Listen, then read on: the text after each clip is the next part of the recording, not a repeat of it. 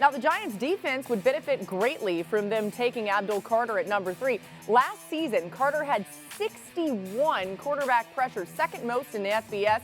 The Giants ranked 25th in the NFL in QB pressures and lost more games than any other season in 100 years as a franchise. Head coach Brian Daboll spoke today on the draft plan in New York. I really appreciate our process. Having done this a long time in a variety of places, I appreciate our process, our communication, the scouts' communication, the coaches' communication. And once we come up with who we're taking, regardless of when that is, there's an agreement on all parties. And, we look forward to bringing that player, whoever that player may be, into our building and try to help develop them. All right, look who else here. We got Dan Orlovsky, Jason McCourty, as well as Mina. Dan, is Carter the right play there for the Giants? He's a tremendous player. I mean, if you look at the defensive pressure of college football last year, who had the most against Ohio State? Abdul Carter. Most against Oregon? Abdul Carter. Most against Notre Dame? Abdul Carter. The reality is this. Joe Schoen, the general manager of the Giants, who's been there since 2022, 60% of his picks have been on defensive players. That's the most out of any general manager in all of football. So we're just going to continue to add to that. And while some of those picks have and some of those picks haven't panned out, and he's a tremendous player, the situation for Brian Daboll, who's the head coach who we just heard from, and Joe Schoen, it's as bad a situation as there is in the NFL quarterback head coach combination or head coach GM combination. It's because football people do what's best for the team. That's just how they're brought up in nature, and I would assume that they want to do that. But then there's the reality of job. Like, there's the reality that they have to find a way to save their job, and I just haven't seen a ton of examples in the league where jobs get saved from a defensive end. It's just not how it often goes in the NFL. And so while I agree that's probably the best player, quarterback is appealing. You just wish they were better ones early on in this draft. Yeah, there's a tension there that Dan just outlined between what might be best for the people running the Giants and what's best for the Giants. And from my standpoint, what's best for the Giants is taking Abdul Carter, one of the two best players in this draft. There's three players who I think are a cut above Carter, Hunter, and Genty. And while Carter doesn't necessarily align with their greatest needs because they already have good edge rushers, having a top edge rusher on a rookie contract is such a bargain these days when edge rushers are making quarterback money. It gives you flexibility moving forward. Kayvon Thibodeau is going to be up for his contract soon. Allows them some flexibility if they don't want to pay him, for example. It also gives them an identity. I mean, good gracious, guys. Abdul Carter, Brian Burns, Kayvon Thibodeau, Dexter Lawrence.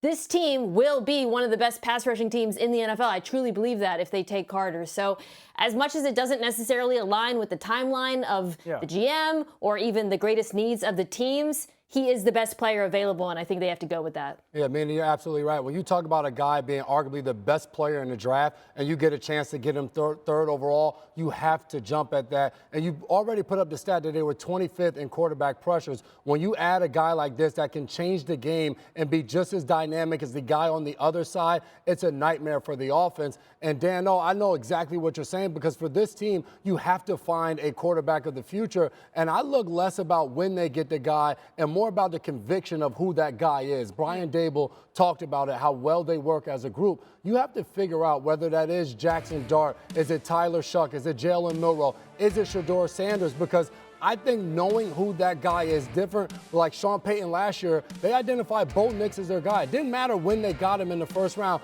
They got the guy that they wanted. I equate it to marriage. It doesn't matter the origin story when you've been married for 40 years, whether you met on Christian Mingle or the VIP of a club. If that's the person that is meant for you, the marriage works and there's going to be a ton of success. All right, so I like the analogy. Here's the pushback to it. So Mina's point of one of the best pass rushing defenses in the NFL, probably fair. Russell Wilson, Jameis, who's going to be the starter. Hopefully they can play good football. This team's got to play the Packers. They got to play the Chiefs. They got to play the Broncos. They got to play the Chargers. So, and everybody's schedule is rough in the NFL. The point is, if you haven't improved the defense and specifically rush, and Russell plays well, what does that get you if you're Daboll and Schoen? It probably flirts with 500. Does that save your job? I don't know. Does that get you high enough in next year's draft to get a quarterback? Probably not. At some point, you got to swing, and hopefully it hits. And the issue is, to your point, though, is Shador that guy at 3? Because if he is, then to your point, like, you don't think twice. You go and get him. I don't know if I would sit here and pound the table. Shador's the guy at 3. I do think that later on in that first round, a Jalen Milroe, a Jaxson Dart, that feels a little bit more comfortable than Shador at 3. You also wonder if somebody could fall to them when they've got picks in the second round and beyond. But again, they'd have to be in love with that player, to J-Mac's analogy. Adam, you've heard what everyone's saying here. What are your thoughts? Yeah. Well, a couple of things. You mentioned a player falling, Laura, and the Giants are scheduled to have the second pick in the second round on Friday night, pick number 34. And it's possible with the quarterbacks in this draft that we may have quarterbacks, very likely we'll have quarterbacks sliding into the second round. So the Giants could opt to wait. They could opt to trade up. But this really has been going on for quite some time, because if we go back a year ago, the New York Giants actively were trying to trade up to the number 3 spot to see if there was a way to go get Drake May, and they could not get a deal done with the New England Patriots. Well, this year, there wasn't a team that was any more engaged in calling the Tennessee Titans and trying to see if they could get up to number 1 to go get Cam Ward. And the Giants couldn't get up to number 1. And so here they are again at number 3, because they won a game late in the season against the Indianapolis Colts, who were fighting for their playoff life.